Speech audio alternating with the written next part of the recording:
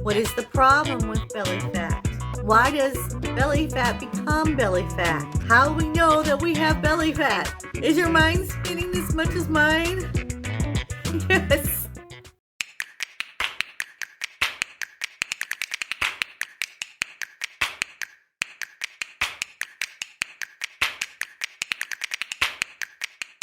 Hey everybody, my name is Tony. Welcome back to my channel. Like I said before in my other videos, we're going to be discussing belly fat today. And I know that's like a sensitive subject for some people, but it's not for me. When I was younger, I did not have to worry about belly fat. Not a thing. I was skinny, very active. I just never focused so much on food as much as I have focused on in my life now. It just seems like now I focus so much on this area here, and I'm going to pop in some pictures of my belly. Yes, I am. Don't be scared, okay? Because I'm kind of embarrassed about showing them, but it's transparency with me on this channel, and I'm going to be transparent with you. And you may either gross out or it may be familiar to you. You never know. I have the belly that is called the apron. After gaining weight, losing weight, gaining weight, back and forth, that's what I have now, is this apron. And I also have the insulin resistance belly also on top of my belly. So like up here on the upper part is my insulin resistance, and then I have my apron. So we're going to talk about that today in great detail. When I was younger, I used to play tennis, golf, horseback riding. All that I do not do anymore because of my neck. So that's okay though. But I do walking, and I do a lot of, I try to do some HIIT, high intensity workouts at home. I sometimes go to the gym. I don't like to go to the gym. I don't know about you, but gym is kind of, it's almost like I feel like everybody's staring at me, and I know they're not even, I'm not even in their minds. But I just feel like I can't do my workout at the gym. So I do a lot of things at the park, or I do I do some planks sometimes at the park. I'll just drop down and do a plank. You know what I mean? It's kind of weird to see this 55-year-old lady drop down. It's almost like, okay, you know, has she fallen and she can't get up type thing. A lot of times it's hard to get back up, but I do get back up. I call my belly my experience belly, my mental belly, because it's all of my experiences up to this point. So when I started to develop this belly was right after I had my son. And I know it has a lot to do with being pregnant and your stomach expanding and, you know, back and forth. But I did bounce back. I did gain 90 pounds when I was pregnant. That's a lot of weight. But I actually didn't feel like I weighed that much. It was almost like I was in complete denial. So when I had him, I lost like 11 pounds on the spot. But I never did get back down to my original weight, which was around 130. 130 is what I weighed before I got pregnant. So I was in really good shape. I was in the best shape of my life. Playing tennis, you know, 7 days a week pretty much was, you know, my thing. And I was very active, and that just went, you know, and I had the most beautiful son, and I don't regret any of that. Don't get me wrong, because I would never trade that for anything. So I wanted to discuss on this video how I'm going to lose this belly fat. Now it's going to take a lot of effort on my part. And if you guys, comment below if you have a belly. And I don't like to say it that way, but it's a belly. We all have a belly, but even skinny people have belly fat. And I just want to point that out. It's just not my bigger self that has a belly fat. You know, a lot of people have it. Even men, of course, have the belly fat. They call that on the men the beer belly or something. Even if you don't even drink beer, they call it a beer belly. But anyway, we're trying to make it a light of it to try to get past it. literally. With what I'm eating, I think it's going to help with the low carb, medium protein, medium fat is going to help me in the long run. Also, intermittent fasting, I do that pretty much on a daily basis anyway, so that's kind of a given with me. But I'm going to be doing a lot more of prolonged fast,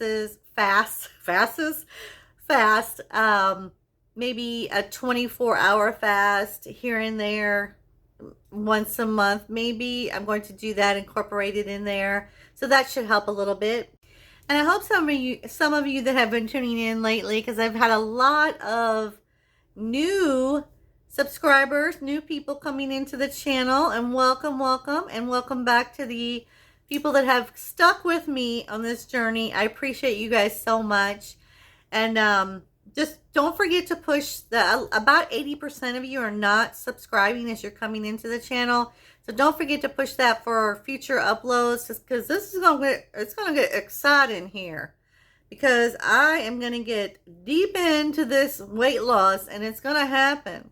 It's gonna happen. So also the steps I'm gonna be taking is working with my mental state. I'm not saying I'm mental, but I have to work through some things, and let me know if you guys are working through some things with yourself, losing weight.